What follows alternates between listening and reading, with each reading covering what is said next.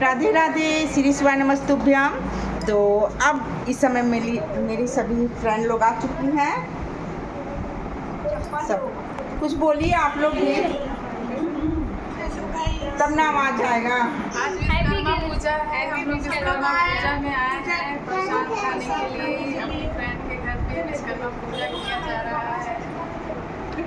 और ये बच्चा लोग इधर बैठा हुआ है, मस्ती कर रहा, मोबाइल में लगा हुआ है ना। हाय भी नहीं। और इधर ये चाची आई हुई है। बोल दो अभिजीत। वीडियो देखना है। आप सभी को बोलो बोलो बेटा।